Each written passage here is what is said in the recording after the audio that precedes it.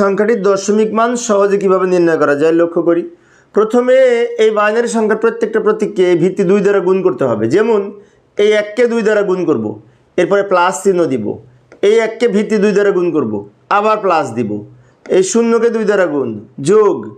এই 0কে 2 দ্বারা গুণ, যোগ। এই 1কে 2 দ্বারা গুণ, যোগ। এই 0কেও ভিত্তি 2 দ্বারা গুণ করব। অর্থাৎ সবগুলোকে 2 দ্বারা গুণ করেছি, মাঝখানে আবার প্লাস দিয়েছি। এবার কি করব, প্রত্যেকটা 2-এর উপরে পাওয়ার লিখতে হবে। এই 2-এর উপরে পাওয়ার হিসাবে 0, 1, 2, 3, 4, 5। অর্থাৎ 0 থেকে এদিক থেকে পাওয়ার লিখতে লিখতে আসতে হবে প্রত্যেকটা 2-এর উপরে পাওয়ার। এবার সমাধান করব। 2কে পাওয়ার 5 করলে 32, তাকে 1 দিয়ে গুণ করলে 32, যোগ 2কে পাওয়ার 4 করে 16, তাকে 1 দিয়ে গুণ করলে 16। এখানে 0 হবে, এখানে 0 হবে, এখানে পাওয়ার করে 2 হবে, এখানে যেহেতু 0 আছে গুণ করে 0 হবে। সবগুলো যোগ করলে 50 হবে। তো 50